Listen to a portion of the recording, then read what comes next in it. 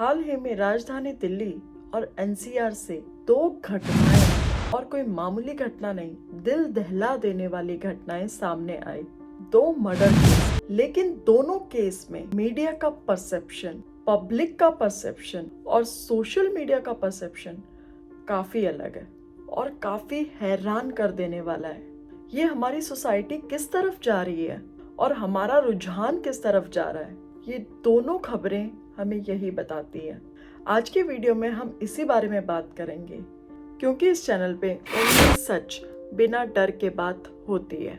सबसे पहले जानते हैं कि हुआ क्या। दो केसेस हैं, दूसरा केस गाजियाबाद से है, इस पर हम बाद में बात करेंगे। इस केस के बारे में आपको मीडिया, सोशल मीडिया पे ज्यादा खबरें भी देखने को नहीं मिलेगी, लेकिन जिस केस के बारे में media, social media, mainstream media हर जगह खबर मिलेगी, वो है श्रद्धा मर्डर केस, जो दिल्ली से रिपोर्ट हुआ है।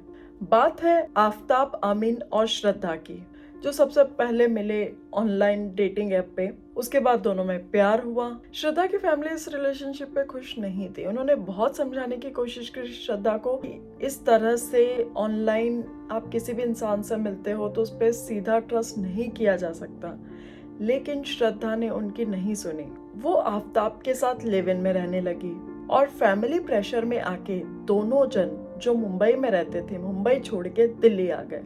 पुलिस के अकॉर्डिंग इनकी रिलेशनशिप हमेशा से ही टॉक्सिक रही है। हमेशा झगड़े होते थे, मारपीट होती थी, और एक सोर्स तो ये भी बता रहा है कि श्रद्धा एक बार दिल्ली से घर छोड़कर मुंबई भी आई थी। तो ये एब्यूसिव रिलेशनशिप तो था, लेकिन उसके बाद आफताब ने श्रद्धा को फोन करके बहला फुसला के वापस उसे बुला लिया।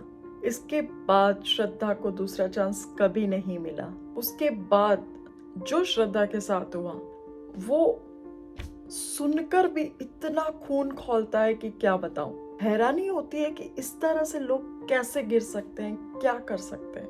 होता कुछ यूं है, 6 महीने पहले श्रद्धा और आफताब का एक झगड़ा होता है। उसके बाद आफताब श्रद्धा को गला घोट के बेदर्दी से मार डालता है, और सिर्फ यहीं तक खत्म नहीं होता।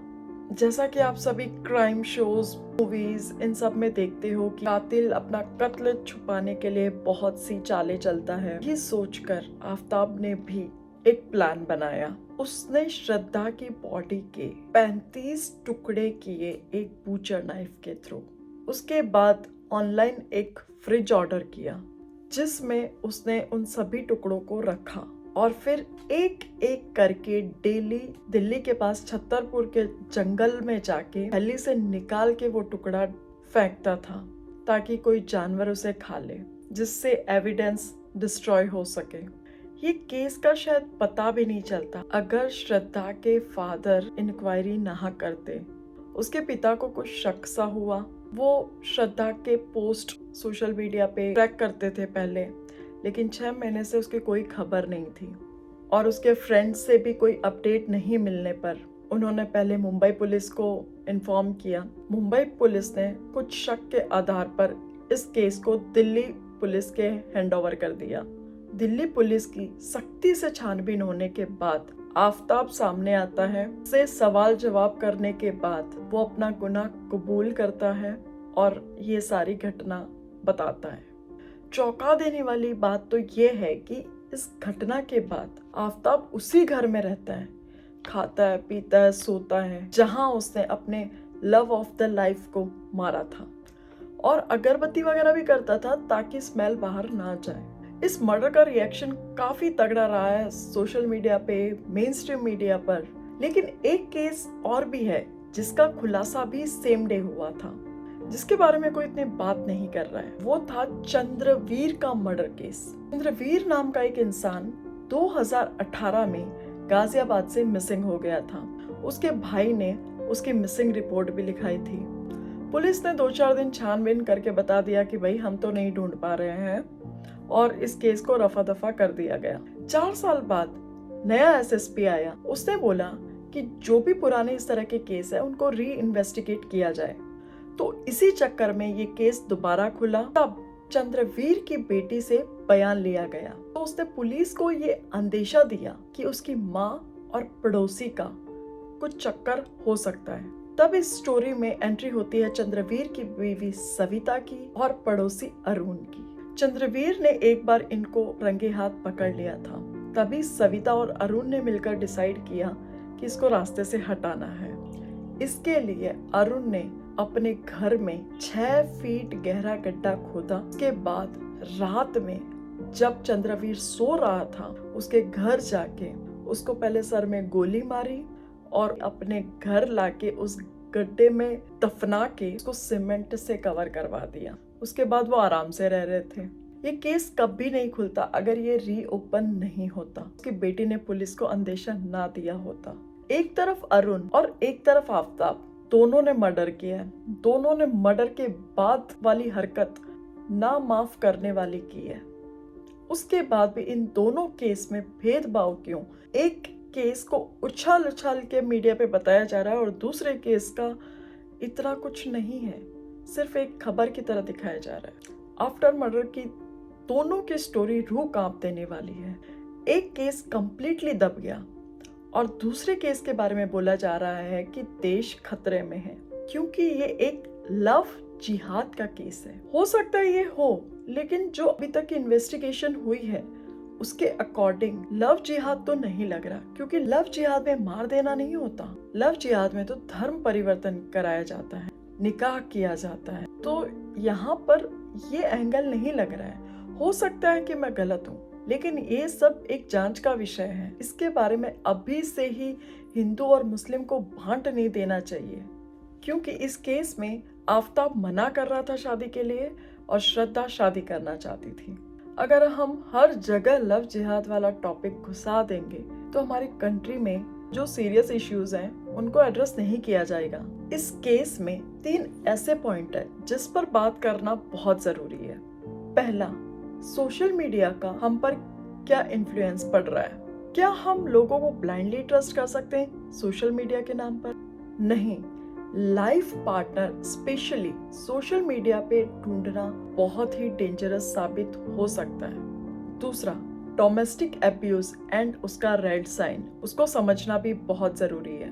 श्रद्धा का हो सकता था कि वो टाइम से बाहर निकल सकती थी तो शायद जिंदा भी होती, लेकिन सोसाइटल प्रेशर, सोसाइटल कंडीशनिंग या फिर अपना अंधा प्यार, जो भी हो, जिसकी वजह से वो वापस नहीं आ पाई, ये सब अच्छे से समझना चाहिए था। और तीसरा, जो सबसे इम्पोर्टेंट इश्यू है, आज हम सब बहुत आउटरीच कर रहे हैं कि आफताब के भी 30 टुकड़े होने चाहिए, उसको भी सजा मिलनी चाहिए और भी बहुत कुछ। ये सब 2-3 दिन चलेगा और सब भूल जाएंगे। पिछले ढेर सारे ऐसे केस हो चुके हैं, सारे एग्जाम्पल आपके सामने हैं। हमारे देश को एक स्कॉ की जरूरत है, सीरियस क्राइम अगेंस्ट वुमन।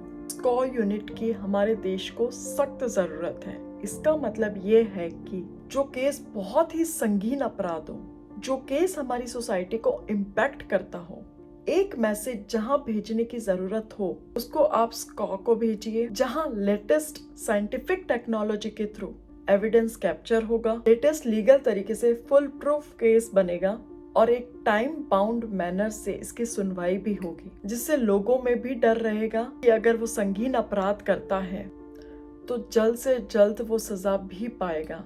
और ऐसी वैसी सजा नहीं, एक तो इस तरह की सजा मिलनी चाहिए जिससे लोगों की रूह कांप जाए। इस पर कोई कोताही नहीं की जानी चाहिए। इस तरह के एग्जाम्पल अगर सेट होंगे तो क्राइम रेट अपने आप खत्म हो जाएगा। हमें फोकस इन सब पे करना चाहिए, जबकि परोसा क्या जा रहा है? लव जिहाद, जो कि अगर है तो इसे भी रोकना चाहिए। अगर नहीं रोका जा रहा तो इसमें कानून भी फेल है, सरकार भी। आज हमारे देश में ये प्रथा बन चुकी है कि कोई भी क्राइम होता है तो सबसे पहले उसकी कास्ट देखी जाती है, उसका धर्म देखा जाता है, क्रिमिनल का सरनेम देखा जाता है। अगर कहीं रेप होता है तो हम रेपिस्ट का सरनेम देखने भागते हैं। एक तरफ बोला जा रहा है कि ये संगीन अपराध है और एक तरफ कुछ रेपिस्ट को संस्कारी बताया जा रहा है, उनकी बेटियां, उनके रिश्तेदारों को टिकट तक दी जा रही है। दूसरी तरफ हमने सरनेम कुछ और देख लिया तो हम सब भड़क उठते हैं। तो कहीं ना कहीं हम सबकी हिपोक्रेसी रेप और मर्डर में भी आ गई है, जहां हम रिलीजन देखने लगे हैं। इंडिया तब तक आगे नहीं बढ़ेगा जब तक अपराधियों में डर पैदा ना हो। और डर पैदा करने के लिए सख्त से सख्त कानून और इंस्टेंट सजा का इंतजाम करना होगा। नहीं तो आपके सामने ही है, आए दिन कोई श्रद्धा, कोई अंकिता, कोई कुछ सिर्फ एक नाम बन के रह जाता है कुछ दिनों के लिए, और अपराधी कुछ दिन जेल में बिता के आके बस खुलेआम घूमते हैं। इस वीडियो में बस इतना ही। होप कि आप लोगों ने कुछ सीखा होगा, समझा होगा। अगर वीडियो पसंद आया है और आप भी मुझसे सहमत हैं तो इस वीडियो को लाइक करना मत भूलिएगा, चैनल को सब्सक्राइब करना मत भूलिएगा, क्योंकि इस चैनल पे ओनली सच, बिना डर के बात होती रहेगी। मैं मिलती हूँ आपसे नेक्स्ट वाले वीडियो में, तब तक के लिए पीस आउट।